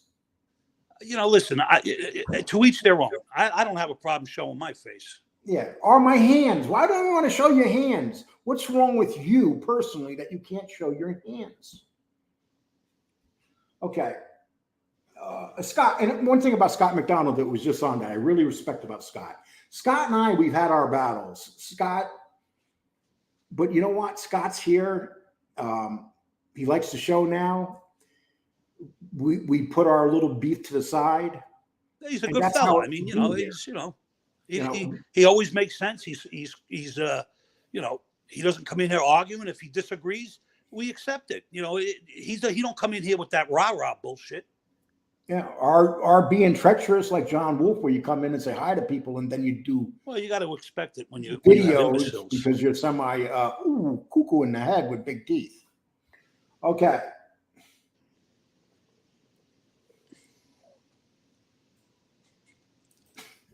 YouTube keeps removing all my instructional videos pertaining to this subject. Well, they should. John, they removed your whole channel. Do you remember that? And do you remember when someone did a video honoring you and then you stabbed them in the back, you scumbag? I'm not even naming anyone. People are triggered, laugh out loud, so transparent. Okay. People get triggered. That's life. People get triggered all the time. You ever been to a baseball game, football game, any type of sports? Can't imagine making up an account with a mobster's name and abusing another man. Strange days. David, you said that very well. That's what they do. When they come on here, okay, if you're doing it for fun and you give yourself a gangster name, but when you come on here and you start taking the personality of that gangster, which a lot of people on here do, Danny, they give themselves gangster names and all of a sudden they're tough guys. Listen, the prisons are full of them. There's no more tough guys left. They're all dead. Yeah. And these guys that have the fake names on here, if they were in prison, we know who the bitches would be. Dave, I'll tell you, the show has gotten incredibly entertaining. Well, that's our goal, Dave. You know what? I'm shocked. We have over 200 people in here on Father's Day. I'm shocked, people. Listen, everybody hit the like button, the notification button. You got a few dollars, send it. And again, the people out there that don't like to hear me say this, you could suck a cock. The t-shirt's coming out and the hat, people. Seems that people have problems with asking for money. Well, you can all go suck a goddamn sauce each. You don't like it? Too fucking bad. There's the Cash App there, or you could do it any way you want, people. The fact of the matter is this. We don't care what people think. I used to care. That used to be a big problem. Not anymore. Because nobody forces anybody to send. They want to watch what you do and yell at what you do. What the fuck out of here? Matter of fact, let's get them real pissed. We got it rolling underneath, and we'll put Miss Can't Be Wrong up there too. Absolutely. Okay, we got a double. And listen, people, my website, Danny's website, called mobtubers.blog.com, looks great. Please go take a look at it. And we have some blogs on there that are really entertaining. We just put up a great blog on Bobby Borriello. Oh, Bobby Borriello. Thank you for feeling my ass out there. That's called the old man's brain. I forget. But Bobby Borriello, and it's a really in-depth article that we put up there on the website. Go read it, people. You really enjoy it. And Tony B puts a lot of effort into these blogs. Miss Can't Be Wrong, thank you for putting that. Thank you, Miss Can't Be Wrong. We appreciate that. And Miss Can't Be Wrong don't care. She'll put that shit up there. And excuse my language, Miss Can't Be Wrong. I have a big mouth and I curse a lot. And I apologize to you if you're offended. And we know Miss Can't Be Wrong. She gets very upset when people swears. Well, she won't come back now. Nah, I just, she's been, let me tell you, Miss Can't Be Wrong's been through these wars for 9 No, months. I know, but she's a woman and, Miss Can't Be Wrong has been listening to FBS go off. Well, when FBS gets into one of those roles where he doesn't care what comes out of his mouth. Right. So, okay, let's see. This is only genre on YouTube that complain about cash apps. Every other community on YouTube does it. Exactly. Don, listen, we come on here and, we don't tell people they have to. You can tell me to go scratch. It's all good. I'm not telling people you have to. If you feel like doing it, you do it. It's like people that come on into the mob genre and call people scam artists. Yeah. Do they realize that they're in the mob genre and the guys that they worship, what were they all, Danny? Scam artists. Scam artists. Every damn one of them. You don't think John Gotti, all those people were scam artists? They're gangsters. That's what they are. They'll kill you. They'll rob from you. there's not much a gangster wouldn't do to you. That's simple.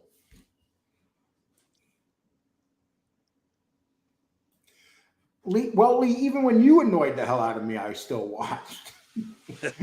Yeah, but you were watching me, Miss Can't Be Wrong, because you were undercover and you used to come in here and take information and bring it back to FBS. That's what it was. But now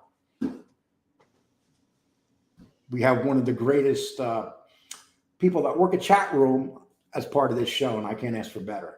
People, and the trolls hate when I say Miss Can't Be Wrong is great at what she does. She is. The trolls were not. Lee, I blocked Sunshine. You will have to unblock him later. I warned him, but he would not. Joey Electric, no. You know, you know what it is? He's a troll. He'll just get another name, Sunshine. That's right. You did the right thing, Joey. Fuck him. Yeah, fuck him. See that? See, if this was out in the streets, Danny, and you came across Sunshine in the 80s.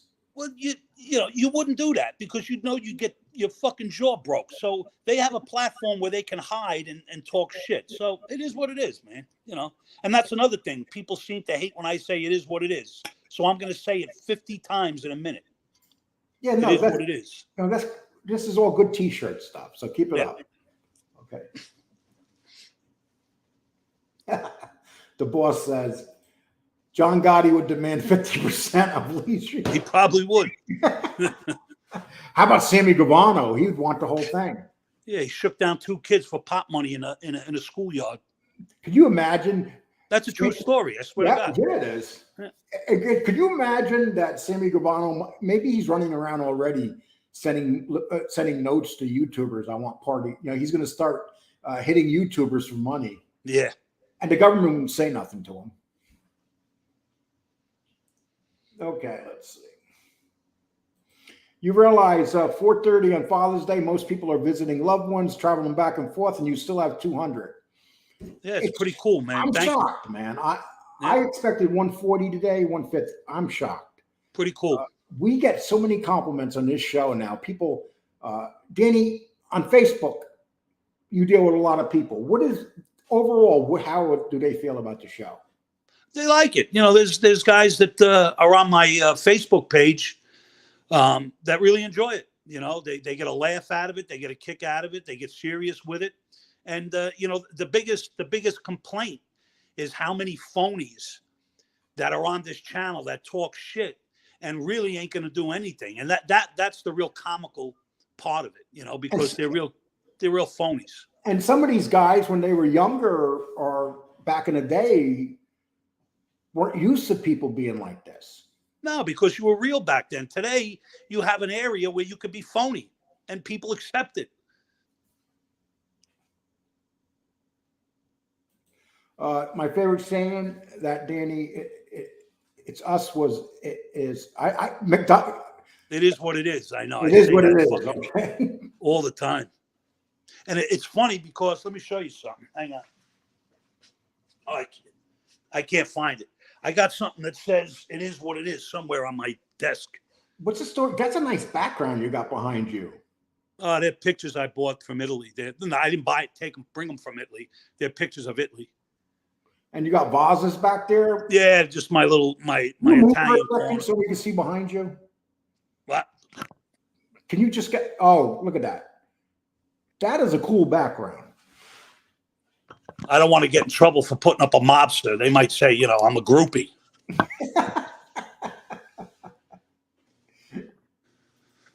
Paul Murto, not one gossip didn't hear it from me. I heard Schmiegel gets a piece of Pizza Channel. Tony Pizza would not give him a damn thing. I can guarantee you that. Tony Pizza ain't gonna part with a dime.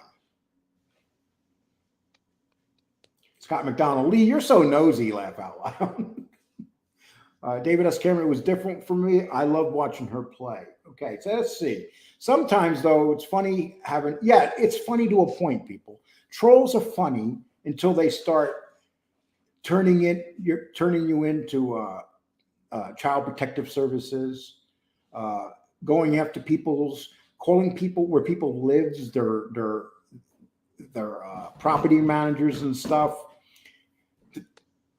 these trolls, I already read to you what the mental, last show, we talked about the mental illnesses that trolls have. There's an illness now. There's things in mental books about trolling and why people troll. Usually they're losers in life. They've been abused their whole life. And now they're getting back at the world by attacking people and hiding. That's what a troll is. And if someone comes out to you and tells you they're a troll, they have a mental illness. They're very mentally ill. There's no way about it. So let's say John Wolfe comes and tells you he's a troll. There's a lot of evidence that John Wolfe is mentally ill. I hate to say it, John, but the evidence is there, John. And you brag about being a troll. Now I'll do a video tonight saying, Lee Cole, conspiracy, another conspiracy. And his videos used to be so entertaining, but now that they're about me, they're like kind of corny. You got to talk about everybody, John. Are you calling Chicago Muscle without a doubt, he's a troll. He is a troll. And the people that worship these trolls, that have them on their channels or whatever, you got to question that too. I made that mistake, people. I made that mistake, but I corrected that mistake. And I hope that these other content creators that have these trolls will do the same thing. Ignore them, keep them off your show, and you'll be fine. But if you let them control your chat room and stuff, that's it. You're done. Danny, given the generation we come from, you should put up a Vanessa Del Rio poster. Who's Vanessa Del Rio? A porn star. Oh, really? Oh. What about Linda Lovelace? Well, she's dead. That one. That's all right. I can still put a poster up of her with the dogs, with the horses schlonging them out. Oh. That woman, though, Linda Lovelace lived a very tragic life. I mean, she was literally forced into that life, and she left that life. And this is where the mob comes in, people. The mob controlled that industry back then. And they would get these women. These women would show up at the Port Authority, and they thought they were running away to New York, and they had grandeur in their mind. And they would get picked up by some scumbag. And the next thing you know, they're making movies. And I remember the old Port Authority. I'm sure it's no much better now, but gosh, you remember the old Port Authority when it was packed? Yeah, it's not like it was in the 80s and 90s. It was packed, and you had these runaways. I should know this because I was all the pimps would hang out there and get them, and it was sad. You know, I was one of those runaways, but here's the difference. I came down from a train into Grand Central and walked down to Times Square, and I found a job right away. But a lot of these young kids, they come off the buses there.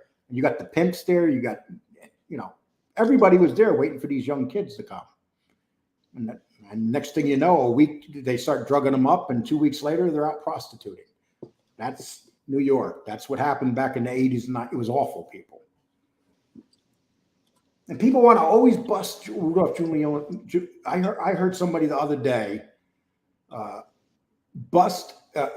talking shit about Giuliani. And I'm thinking to myself, you're a conservative. And you're talking about Giuliani because he brought down the mob. Giuliani's the one that got rid of that old filthy Times Square, personally as the mayor. But we forget these things. Most trolls on the internet are kids. No, that's not true, Don. They're not kids. Nope. They're older people. Most of the trolls on here, especially in this genre, are older people. I know this for a fact, Don. If you're in your 40s and still trolling, there's something. Yes, Don, they are in their 40s. They are in their 40s. There's tons of them on here. And they probably got the chances are they're in an apartment or room all by themselves. You can take that if you want. Yeah. Real Bofa, how long are you out? Bofa, I don't cry. Yo, that was allergy. Okay. No one can double tie a Windsor like Bofa. Okay. Samir on the shower. It goes. So what's up, Lee and Danny? That goes to how you doing? We appreciate you coming by the show for Gazy. Thanks, Reg, buddy. I seen the World Troll on YouTube before, but didn't know what a troll was. So thank you. You know something? I didn't really know much about trolls before I came to this world either. I knew very little about trolls. And I learned the hard way.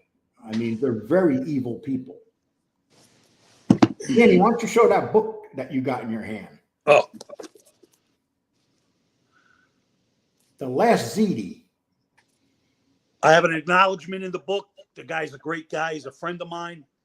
Go get it. It's all true, and you'd find it entertaining. The Last ZD.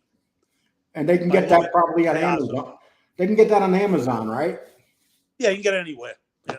So give us an idea of what the book's about. It's about drug dealing, drug smuggling, mafia hits, true crime, real stuff. So it's real, very entertaining, real mob stories. Yeah, it's a book you don't want to put down. So do you think that book is more accurate than Gene Barillo's? As far as I'm concerned, it is. You know, I say that because Gene Barillo wrote a book that's like he sold a shitload of copies of it, and good for him. But see, that's the thing, people. There's a lot of people out there that don't understand that a lot of things out here ain't true. And they just like to hear gangster stories. The first gangster book I ever really read, Danny, was The Murder Machine, about DeMeo. Right.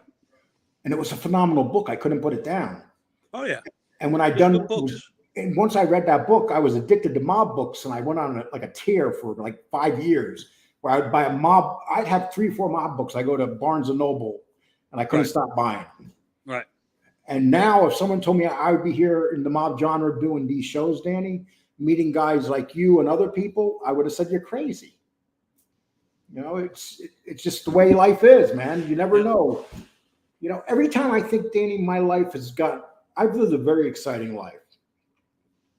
Every time I think that the chapters of my life are closed and I'm getting older and stuff and it's going to slow down, I never expected to be on here doing this shit. Did you? Yeah, me neither. Yeah. You know, you had your nice little quiet Facebook. You had good people on it, you know, and then all of a sudden you come over here and you got your dirtbag trolls and. Yeah, it's funny. It really is. Scott, I'm going to ask you one question. Why do you spell cum like this? How come, Scott? Cum is C-O-M-E, not C-U-M. We know what's on your mind, dude. How come Gunsmoke blocking people? Gunsmoke ain't here. Yeah. Well, Gunsmoke can be here, but he doesn't just block people for the sake of it.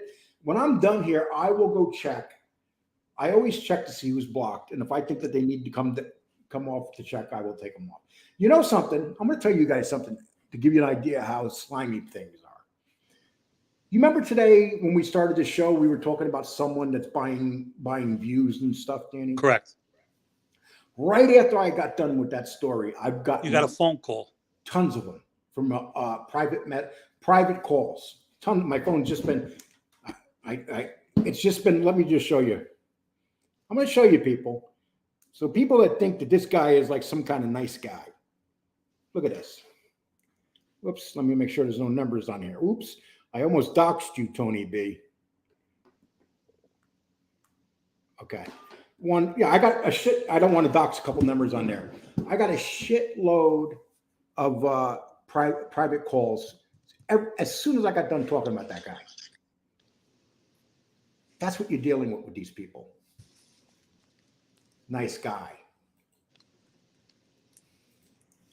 Thanks, Rich. Okay. I'm 59 years old and I'm not clued up to when it comes to the internet, but I'm getting better. You know something?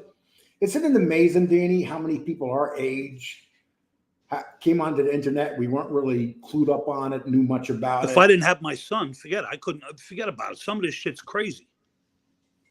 Isn't that amazing how our kids are so good at it? Yeah. Yeah. I mean, I have a 14-year-old granddaughter that they do it like it's nothing. They're born with it. Yeah. It's crazy. And I'm trying to figure out where to put a subscribe button. Yeah. You know, and they can come on and just show me where did they go? 1, 2, 3. Yeah, it's crazy. Lee, Danny Trio used to go into Sammy Gravano's bar. Did you? I'm not going to say where I went. He's talking about tallies, I guess. Who's this Tom guy? Castor, I don't know who you're talking about. Tom Lavecchia buys most of his views for $6.99. Well, he doesn't buy the package. That's why everybody knows he does it now. Okay, we're good. I'm going to say 15 more minutes today. It's like a Father Days. We're above 200, and we'll give you a 2-hour show today. Is that okay with you, Danny? Yeah, that's fine. Because Danny, people, I already told you, Danny right now, out in his garage, has this waiting for him. Yeah. And he's dying to get on it. Look at that bad boy. Nah, it rained out. I ain't going nowhere. No, why don't you just take it for a drive around the block? I already did. Okay. And just funning people, if you're 83 and you get a facelift, this is what happens to your face. I can't get enough of that picture. Look at Maxine Waters, people. She can't smile. She's 83 years old. Look at that face. I love that picture, man. Can you imagine these 83-year-old women? They want to stay young and they don't realize how ridiculous they look with these facelifts. Can you imagine when these women get up in the morning and get out of the shower, Danny? Forget it. Have you ever had a woman like that? Never. Okay. Let's see if we got anything else here. Private chat. Enough. Okay. So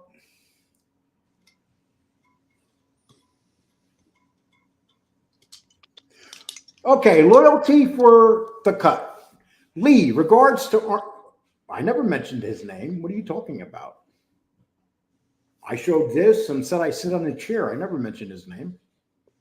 People are just in the chat and basically this is who they think I'm talking about. Danny, did we say his name? Do you even know who this guy is? Nope. Lee, in regards to whatever this chair is, this chair thing, you publicly talk trash about him.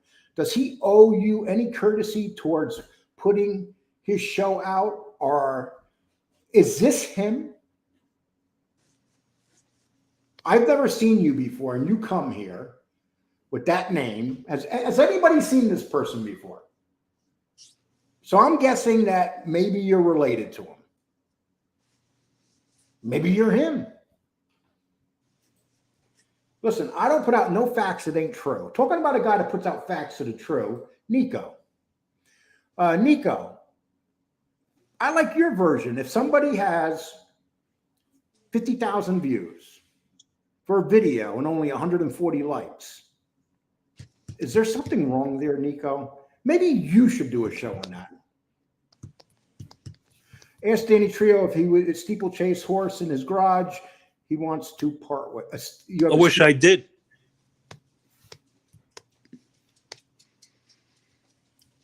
Okay. Nah, Joe Biden. Oh my gosh. Well, the faceless Joe. If anybody'd seen what Joe Biden looked like 20 years ago, Danny, they'd be shocked, wouldn't they? Yeah. I mean, totally different guy. Did you see? Oh, yes. I seen her drunk. I just don't want to put up the political stuff because, okay. Lee, please ask Danny to tell me the name of the author for his book, for that book right Lewis, Caiazzo. I'll put his name up. Yeah, if you're going to look for his book, there it is right there, people.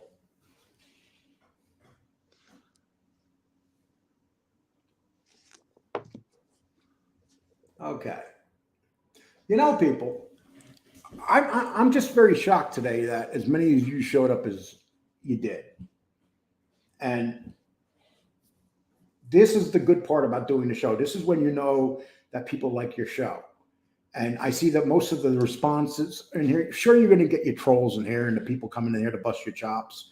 But in general, you guys are great people. And Danny, is there anything you'd like to say to them? No, I appreciate you coming out on Father's Day and listening to my big mouth. And I thank you. The Russians are developing a new weapon, a bicycle.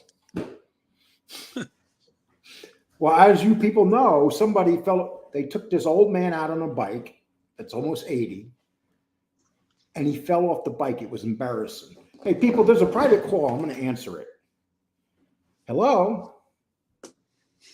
Hello? They hung up on me. You know, I hate the private calls where they come in and they hang up. And it's like, oh, I got you. I hung up on you. A private call.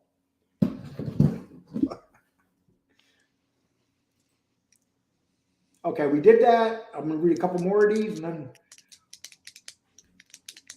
Joy Electric timed out me again and claimed I disrespect you. Does anyone know this? Joey, don't do me a favor. I don't know if you timed him out, Joey, but if you did, please don't time out David S. Cameron. Sometimes he says things I don't agree with, but you know what? Let him say whatever he wants as long as it's not cursing and swearing in it. Thank you, Lee and Danny, for spending Father's Day with us. A lot, much appreciated. Thanks, Scott. Appreciate that, man. Thanks for joining us. Yeah, because our kids ditched us. Is your son even around? Yeah, he's in his room.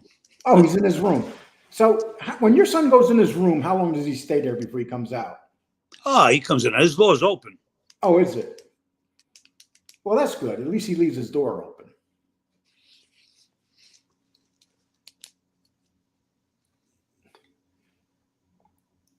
Okay, let's see. David Cameron, are you ratting for getting timed out? Oh, shut Ridge. Come on.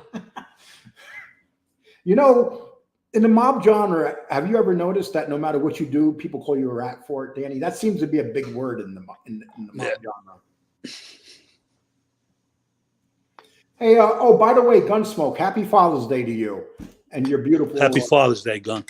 Little baby girl. I think you have a daughter, but happy Father's Day to you. Danny really brought a different energy to your show. What are you saying? Is that like a fucking Thanks a lot, brother. But what kind of energy? Deck Brooklyn, tell me the difference in his energy compared to the way it used to be. People, just write what's different about Danny's energy compared to mine? Okay. My son has the balls to text me, Dad, make a sandwich. I live in a 3-bedroom apartment. That's funny. Does your son ever text you from his room? Yeah. Oh, that must bother you, huh? Yeah. It's funny. It's funny. Oh, guys, what do you think Danny does when his son texts him from his room? So when you get mad and you start yelling at your son, which I'm sure happens every once in a while, does he yell back? No. No. He just listens to you. No, he listens and then he'll say, you know, Dad, that wasn't right. All right, Joe, I'm sorry. If I yell at my sons, they'll tell me to go F myself. See, there's a difference. Yeah. Okay. This is from Ryan Davis. Lee, happy Father's Day. Does spring 1980 Motley Crue concert ring a bell?